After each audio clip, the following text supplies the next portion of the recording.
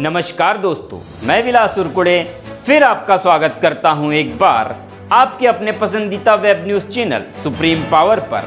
अपने आसपास की खबरों से जुड़े रहने के लिए अभी हमारे चैनल को जरूर सब्सक्राइब करें। तो चलिए शुरुआत करते हैं आज की कुछ मुख्य खबरों से। खबर महाराष्ट्र के रामटेक लोकसभा क्षेत्र से। नागपुर में आम आदमी पार्टी के राज्यसभा सांसद संजय सिंह जी का कांग्रेस पार्टी के रामटेक लोकसभा क्षेत्र के प्रत्याशी श्याम कुमार बर्वे जी के समर्थन में संबोधन। रामटेक लोकसभा क्षेत्र से दुर्गा प्रसाद बर्वे की रिपोर्ट। भारत माता की, भारत माता की। मंच पर आसीन हमारे महाराष्ट्र के पूर्व मंत्री माननीय विधायक सुनील केदार जी, मंच पर आसीन राष्ट्रवादी कांग्रेस पार्टी के शरद पवार जी के गुट के नेतागण, शिवसेना उद्धव ठाकरे गुट के नेतागण, आम आदमी पार्टी के हमारे सम्मानीय नेता और कार्यकर्ता, कांग्रेस पार्टी जिसका प्रत्याशी इस क्षेत्र से चुनाव लड़ रहा है, भारतीय जनता पार्टी ने तो पूरी ताकत लगा दी, पूरी कोशिश कर ली कि यहां कांग्रेस का कैंडिडेट ही न खड़ा होने पाए। रश्मि बर्वे जी का पर्चा खारिज कराने का प्रयास किया गया और उसको जाति प्रमाण पत्र के नाम पर चुनाव लड़ने से वंचित किया गया। लेकिन मैं आप लोगों से ये कहने के लिए आया हूं, जिन भाजपाइयों ने रश्मि बर्वे का पर्चा खारिज कराया, जाति प्रमाण पत्र खारिज कराया, उन भाजपाइयों को अपने वोट से जवाब देना, उनकी जमानत जब्त करा के। यहां मुझे मालूम है शिंदे गुट के प्रत्याशी लड़ रहे हैं, और एक बात याद रखना, जितना मैंने महाराष्ट्र का इतिहास पढ़ा है, जितना मैंने महाराष्ट्र के बारे में पढ़ा है, महाराष्ट्र की जनता सब कुछ बर्दाश्त कर सकती है, गद्दारी बर्दाश्त नहीं कर सकती। गद्दारी किया संगठनों के साथ, गद्दारी किया उन पार्टियों के साथ जिन्होंने आपको विधायक बनाया, मंत्री बनाया, जिन्होंने आपको सम्मान दिया, सांसद बनाया, जिन्होंने आपको देश के सर्वोच्च सदन में पहुंचाया, महाराष्ट्र के सदन में पहुंचाया, उन पार्टियों को तोड़ दिया आपने, क्योंकि मोदी जी ने आपको लालच दे दिया, अमित शाह जी ने लालच दे दिया। अरे मैं भी 6 महीने जेल में रह के आया हूं और आपसे कहना चाहता हूं, जेल से, लाठी से, मुकदमे से डरना नहीं है, लड़ना है, और हिंदुस्तान की राजनीति से, भारतीय जनता पार्टी की राजनीति को खत्म करना है। क्या राजनीति है आपकी? उद्धव ठाकरे जी मुख्यमंत्री थे, एक सरकार सबके समर्थन से चल रही थी महाराष्ट्र के अंदर, फाइल तैयार कर रहे हो सबके, कहीं अजीत पवार की फाइल तैयार हो रही है, कहीं छगन भुजबल की फाइल तैयार हो रही है, कहीं हसन मुशर्रफ की फाइल तैयार हो रही है, कहीं नारायण राणे की फाइल तैयार हो रही है, कहीं शिंदे की फाइल तैयार हो रही है, कहीं उनके विधायकों की फाइल तैयार हो रही है। फाइल दिखाओ, पार्टी में लाओ। गलत तो नहीं कह रहा हूं? यही हुआ है ना? यही हुआ ना? यही हुआ ना? यहाँ पे क्या कहते थे चुनाव के पहले? यही नागपुर के फडणवीस साहब कहते थे, पवार दादा चक्की पिसिंग पिसिंग पिसिंग। कहते थे नहीं कहते थे? कहते थे नहीं कहते थे? भारत के प्रधानमंत्री ने भोपाल की रैली में कहा 70,000 करोड़ रुपए का सिंचाई घोटाला अजीत पवार ने किया है। 70,000 करोड़ का अजीत पवार ने सिंचाई घोटाला किया है। ये किसी सामान्य व्यक्ति ने नहीं कहा। दूसरे दिन महाराष्ट्र की सरकार में उनको उप मुख्यमंत्री बना देते हो। बताओ प्रधानमंत्री जी, आपकी ईमानदारी का सबूत क्या है? भ्रष्टाचार के खिलाफ आपकी लड़ाई का सबूत क्या है? आप तो भ्रष्टाचारियों को गले लगाने का काम करते हो, गले लगाने का। और मैंने तो एक सभा में कहा दिल्ली के अंदर, मैंने कहा भ्रष्टाचार के खिलाफ भाजपाई बोलते हैं तो लगता है ओसामा बिन लादेन अहिंसा पे उपदेश दे रहा है। गलत तो नहीं कह रहा हूं? लगता है डाकू गब्बर सिंह अहिंसा पे बोल रहा है। भारत की धरती पर सबसे भ्रष्ट पार्टी अगर कोई है तो भारतीय जनता पार्टी है। और भ्रष्टाचार का इतिहास अगर किसी ने अभी कुछ कार्यकाल जब से तय हुआ है, अगर भ्रष्टाचार के सारे कीर्तिमान तोड़ने का काम किसी सरकार ने किया है तो शिंदे की सरकार ने किया है। शिंदे की सरकार ने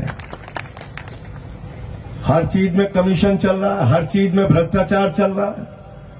मोदी जी कहते हैं हम भ्रष्टाचार से लड़ रहे हैं। मोदी जी कहते हैं ये मोदी की गारंटी है, एक भी भ्रष्टाचारी को नहीं छोड़ूंगा, इस बात की गारंटी है। पूरब से लेके पश्चिम तक, उत्तर से लेके दक्षिण तक एक एक भ्रष्टाचारी को बीजेपी में शामिल करूंगा, इस बात की गारंटी है। गलत तो नहीं कह रहा हूं? सारे भ्रष्टाचारियों को अपने साथ मिला लिया कि नहीं मिला लिया बताओ? पहले कहते थे दादा पवार चक्की पिसेंग, चुनाव के बाद कह रहे हैं मिक्सिंग मिक्सिंग मिक्सिंग। मिला लिया उनको अपने साथ। इसलिए साथियों और दोस्तों, मैं दिल्ली से चल के आपके बीच में इसलिए आया हूं कि आज एक तानाशाह हुकूमत इस देश के अंदर काम कर रही है। प्रधानमंत्री नरेंद्र मोदी विपक्ष के नेताओं को पकड़ पकड़ के जेल में डाल रहे हैं। झारखंड के अंदर एक आदिवासी समाज के इतने बड़े नेता, वहां के मुख्यमंत्री हेमंत सोरेन को पकड़ के जेल में डाल दिया। दिल्ली के अंदर 3 बार के निर्वाचित, प्रचंड बहुमत से निर्वाचित मुख्यमंत्री, लोकप्रिय मुख्यमंत्री अरविंद केजरीवाल को पकड़ के जेल में डाल दिया। मनीष सिसोदिया को पकड़ के जेल में डाल दिया। सत्येंद्र जैन को पकड़ के जेल में डाल दिया। मुझे पकड़ के जेल में डाल दिया। संजय रावत को पकड़ के यहां पर जेल में डाल दिया। अनिल देशमुख को पकड़ के जेल में डाल दिया। कांग्रेस पार्टी का खाता सीज कर दिया। तुम्हारी गुंडागर्दी और तानाशाही का जवाब इसी 2024 में तुम्हारी जमानतें जब्त करा के हम लोग देंगे। जेल से डराते हो हमें? जेल से डराते हो? अरे ये आम आदमी पार्टी का जन्म तो आंदोलन की कोख से हुआ है, आंदोलन की कोख से। और यहां शिव सैनिक हैं, कांग्रेस वाले हैं, यहां एनसीपी वाले हैं। इन लोगों ने बहुत पिछले कई वर्षों में बहुत सारी परिस्थितियां देखी हैं, उनका सामना किया है और लड़ने का काम किया है भारतीय जनता पार्टी की राजनीति से। और जहां आज मैं खड़ा हूं, ये तो बाबा साहब डॉक्टर भीमराव अंबेडकर जी की कर्मभूमि है, कर्मभूमि है। नमन करता हूं इस कर्मभूमि को, बाबा साहब की। और आपके सामने कहना चाहता हूं, सावधान रहना। अगर 2024 में एनडीए आ गया, अगर 2024 में भारतीय जनता पार्टी आ गई, अगर 2024 में भारतीय जनता पार्टी की सरकार, मोदी जी की सरकार बन गई, तो याद रखना ये लोग देश का संविधान बदल देंगे। संविधान बदल देंगे। अयोध्या के सांसद लल्लू सिंह कहते हैं संविधान बदलना है, इसलिए 400 सीट दे दो। अनंत हेगड़े पूर्व केंद्रीय मंत्री कहते हैं संविधान बदलना है, इसलिए 400 सीट दे दो। ज्योति मिर्धा बीजेपी की प्रत्याशी कहती है संविधान बदलना है, इसलिए 400 सीट दे दो।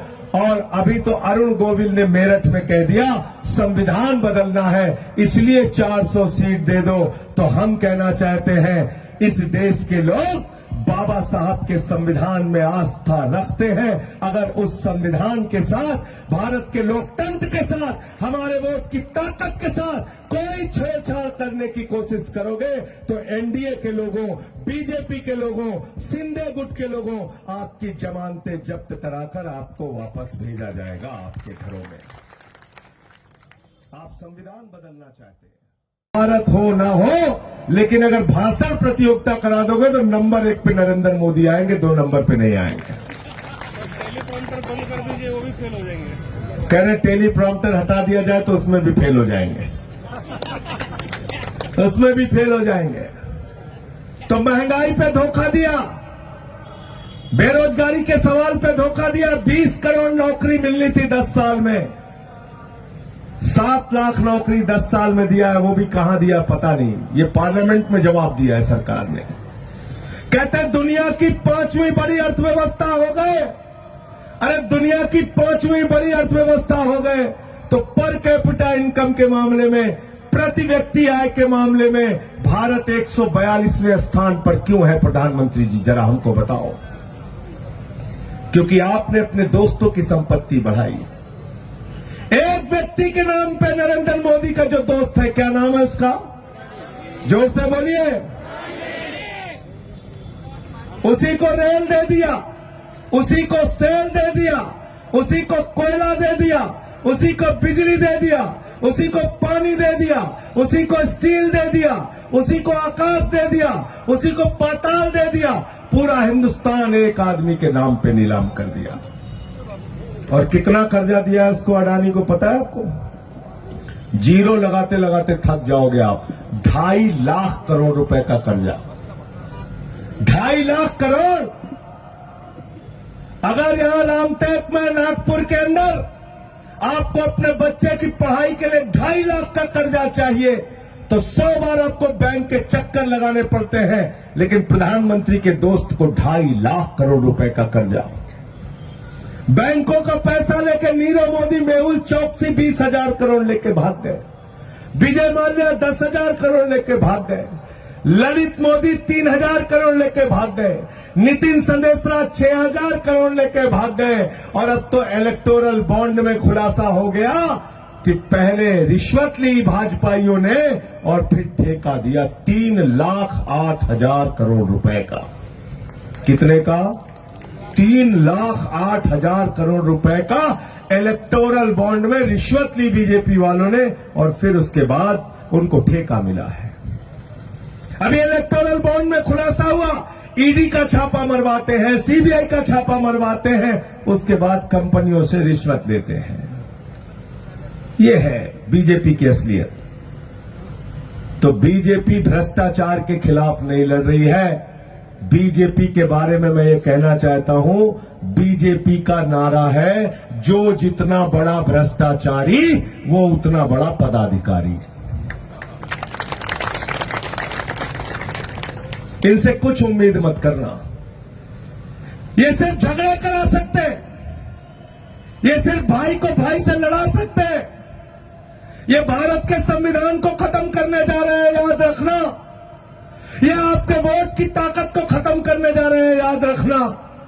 और 24 के चुनाव में अगर जीते, वोट की ताकत खत्म करेंगे, आरक्षण खत्म करेंगे, किसान का अधिकार खत्म करेंगे, महिलाओं का अधिकार खत्म करेंगे, युवाओं का अधिकार खत्म करेंगे।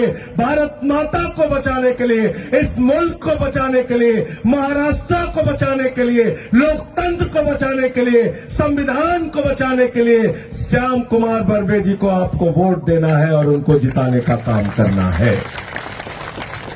जिताओगे कि नहीं जिताओगे? हाथ उठा के बताओ। जिताओगे ना? अब से लेके चुनाव के दिन तक, अंतिम वोट पड़ने तक, एक भी साथी अगर ये मानते हो कि उद्धव ठाकरे जी के साथ धोखेबाजी हुई है, अगर ये मानते हो कि शरद पवार जी के साथ धोखेबाजी हुई है, अगर ये मानते हो कि राहुल गांधी जी की कांग्रेस पार्टी के साथ धोखेबाजी हुई है, अगर ये मानते हो कि यहां पर धोखेबाजी की गई है, आपके पीठ में छुरा मारा गया है, तो उसका जवाब सीना तान के देना, पीछे मत हटना। मैं आपसे कहना चाहता हूं, क्या करेंगे? जेल में डालेंगे, डालने दो। मुकदमा लिखते हैं लिखने दो, लाठियां चलाते हैं चलाने दो, चिंता मत करना। 24 में जब इनको पलट के यहां से भगाने का काम करोगे, उसके बाद एक एक चीज का हिसाब इस देश की जनता अपने आप लेगी। तो लोकसभा में भी हराना है और 24 की विधानसभा में एक भी विधायक एनडीए का और बीजेपी का और शिंदे गुट का महाराष्ट्र की विधानसभा में नहीं पहुंचना चाहिए। ये भी जिम्मेदारी आपकी है, क्योंकि मैंने फिर कहा आपसे, महाराष्ट्र का इतिहास जितना पढ़ोगे उतना रोमांचित होगे, उतना आपका मनोबल बढ़ेगा। और हमारा इतिहास सिखाता है कि गद्दारों के लिए माफी, गद्दारों के लिए माफी, गद्दारों के लिए माफी, गद्दारों के लिए माफी नहीं है। जिन्होंने आपको धोखा दिया उसको याद रखना, उसको याद रखना। और जब वोट की ताकत ही खत्म हो जाएगी, संविधान ही खत्म हो जाएगा, तो हम कहां बचेंगे। केजरीवाल साहब हो, शरद पवार जी हो, उद्धव ठाकरे जी हो, राहुल गांधी जी हो, इतनी बड़ी न्याय यात्रा उन्होंने निकाली, पूरे समय बात की, मुद्दों की, महंगाई की बात की, रोजगार की बात की, किसानी की बात की, एमएसपी की बात की, और कहा कि किसानों को उनका हक मिलना चाहिए। 750 किसानों की शहादत हुई किसान आंदोलन में। मैं उस समय पार्लियामेंट में था, मैंने माइक तोड़ दिया जब काला कानून आया।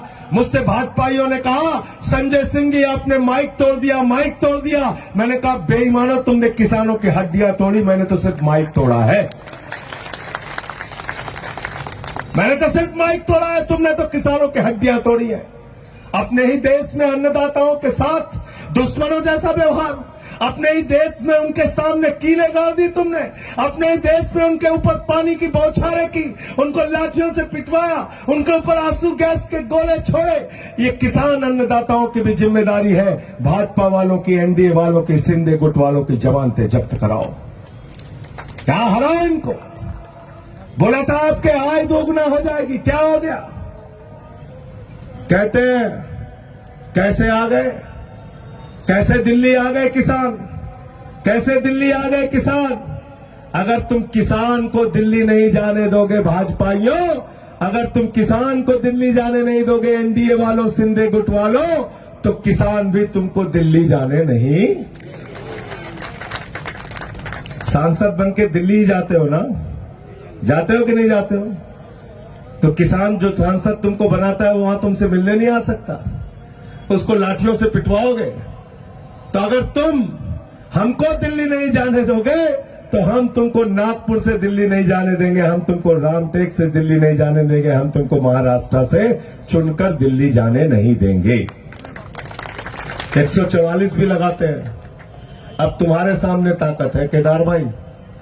अब अपने अपने घर के सामने क्या लगाना है आपको, क्या लगाना है, धारा 100, क्या लगाना है, धारा 100। शिंदे गुट का कोई कैंडिडेट प्रचार के लिए हमारे सामने, घर के सामने नहीं आएगा। हमारे घर के सामने शिंदे गुट के लिए, बीजेपी के लिए, एनडीए के लिए धारा 100 क्या लगी है, 144। 144 लगा देना। इंडस्ट्री को बर्बाद कर दिया, मजदूरों को बर्बाद कर दिया, सारे देश के उद्योग को खत्म करने का काम ये सरकार कर रही है। ये काम करने के लिए नहीं आई है, ये झगड़ा कराने के लिए मोदी जी की सरकार आई है। मैं तो बीजेपी का नाम कहता हूं भारतीय झगड़ा पार्टी। क्या नाम है इनका, भारतीय झगड़ा, झगड़ा फैलाने वाली पार्टी।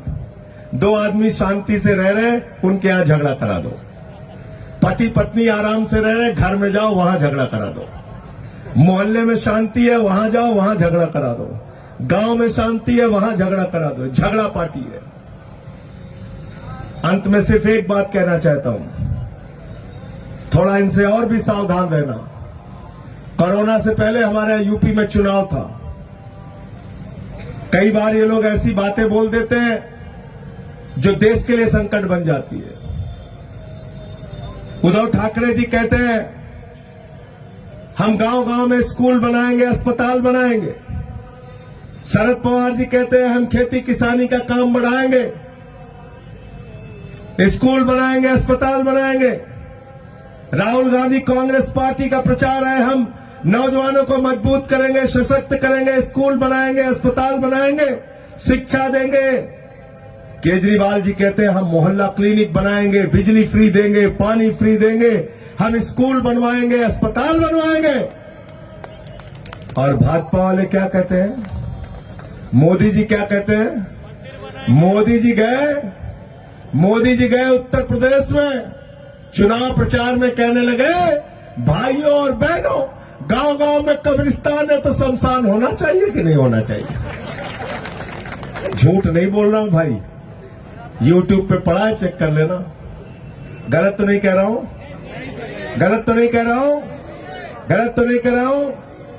तो श्याम कुमार बर्वे को जिताओगे तो स्कूल और अस्पताल बनाएंगे, और भाजपाइयों को जिताओगे, शिंदे गुट के कैंडिडेट को जिताओगे तो ये गांव गांव में क्या बनाएंगे?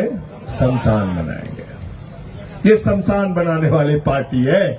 ये आपके बच्चों की तरक्की नहीं कर सकते, आपके चेहरे पे मुस्कान नहीं ला सकते। अंत में फिर से एक बार हाथ जोड़ के अपील करना चाहता हूं, ये पूरा इंडिया गठबंधन जो है, अलग अलग दलों का जो गठबंधन है, जिसमें शिवसेना उद्धव ठाकरे जी की पार्टी है, एनसीपी शरद पवार जी की पार्टी है, कांग्रेस पार्टी है जिसमें आम आदमी पार्टी है, सीपीएम है, सीपीआई है, हम सब की एक ही अपील है, हाथ जोड़कर आपसे एक ही विनती है। इसमें तेजस्वी यादव जी की पार्टी है, हम सब की आपसे एक ही अपील है। समाजवादी पार्टी अखिलेश यादव जी की पार्टी है, एक ही अपील है आपसे। इस बार भारत के संविधान को बचाने के लिए, और इस बार भारत के लोकतंत्र को बचाने के लिए, और इस बार अपने वोट को, ताकत को बचाने के लिए, चुनाव को बचाने के लिए, अपने आरक्षण को बचाने के लिए, अपने बच्चों के भविष्य को बचाने के लिए, महंगाई से छुटकारा पाने के लिए, किसानों को उनका हक दिलाने के लिए, माताओं बहनों को इज्जत और सम्मान दिलाने के लिए अपना वोट देना और श्याम कुमार बर्वे जी को यहां से जिताना। बहुत बहुत शुक्रिया, बहुत बहुत धन्यवाद।